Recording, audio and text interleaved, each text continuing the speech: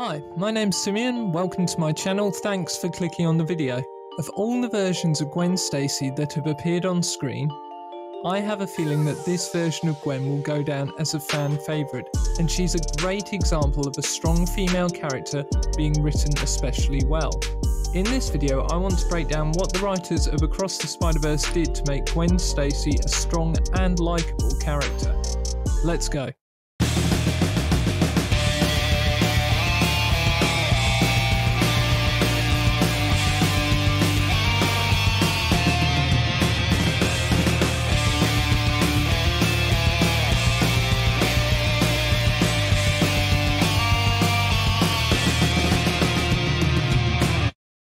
Number 1.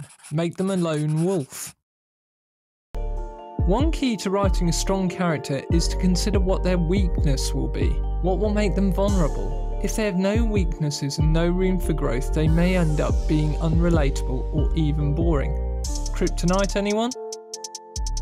One way to make a character strong yet vulnerable is to have them be a lone wolf who is unquestionably a strong fighter, but who's deliberately distancing themselves from other characters to mask some underlying pain. A great example of this is Wolverine in Logan. But I can't help you, Logan, not really, if you're not going to talk to me. There's something mysterious and intriguing about a lone wolf, which begs the question, why did you cut yourself off from other people? Gwen explains this as her way of operating in the first Spider-Verse film. I don't do friends anymore, just to avoid any distractions. Number 2. Give them a tragic backstory. The risk with writing a strong character, especially a strong stoic character, is that people might not feel much empathy for them or be able to connect with them.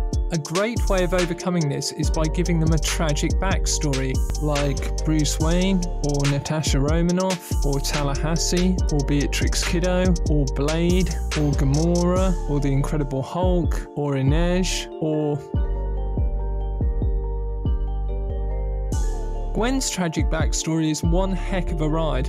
As a young teenager, her best friend / possible love interest transformed himself into a monster because he wanted to be special like her.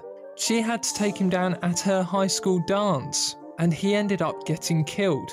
To make matters worse, her father, the police chief, saw her dressed as Spider-Woman weeping over the body of her best friend and assumed she committed the murder, forcing her to become an outlaw and putting her at odds with her father at a time when she most needed his love and support. Ouch. Who wouldn't feel sympathy for that character? Number 3. Give them a hobby. It might sound silly, but you can use hobbies and interests to tell us a lot about a character, especially ones who are a little closed off. For example, Deadpool's love of Wham, arcade games and kids' cartoons lets us see him as a childlike, fun-loving romantic, which is a great bit of contrast for a main character who looks like this and is kind of a cold-blooded mercenary. Gwen is a drummer. Generally, drummers are seen as energetic with some underlying aggression they need to release. Gwen even tells us she's playing drums to avoid processing her feelings. So I could hit my feelings with sticks. At the start of the film, she wears ballet slippers, hinting at a dance background, and she visualises a drum beat during her fight with the Vulture to help her pull off a difficult manoeuvre. Including this hobby not only makes her more likeable, but it gives us important clues about her character. Number 4. Show them kicking ass, but don't make it too easy. There's nothing more satisfying than seeing a physically gifted character in their element, performing something that pushes the bounds of what humans are capable of. But the trick is to not make this seem too easy. Take the opening to Raiders of the Lost Ark. Sure, Indy manages to escape from the temple, and Belloc, and the tribespeople, but he doesn't exactly have an easy time of it. With Gwen, we get to see her kicking some ass during her opening fight with the Vulture. She pulls off impressive moves and she's quipping as she goes. Oh look, it's your cousin. She also gives an impressive performance against Doc Ock in her Into the Spider-Verse introduction scene. What stands out to me though is that they didn't have Gwen easily defeat the Vulture. In fact, it looks like the Vulture has got the best of her until she is saved by Miguel and Jessica Drew. This gives the impression that there's something besides her physical skills holding her back, and as her character grows in confidence and she deals with her issues throughout the film, we as the audience understand that her physical performance will likely improve, allowing her to overcome her obstacles in the end. Number 5. Give them an arc.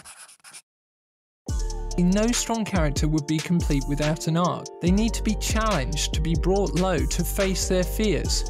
True bravery is not about being fearless, it's about facing your fears. For Gwen, we know what terrifies her is letting people in and trusting them again, because that means she could lose another friend. After a bad argument with her father, Gwen leaves her dimension and finds a new family in the Spider Society. But later in the film she is presented with a choice. Either she sides with her newfound family, or she helps Miles and risks losing the only family she has left. She bravely chooses to help Miles, but not before she faces another of her fears and confronts her father. We understand why these decisions were hard for her, but she pushed through, and I can't wait to see how her arc completes in the third film. Until then, I'm happy to say that Gwen is a strong character who's been written really well. Anyway, that's my quick breakdown of some of the things the writers of Across the Spider-Verse and Into the Spider-Verse did to make Gwen Stacy such a strong and likeable character. If you enjoyed this video, please do like, subscribe, and consider sharing it.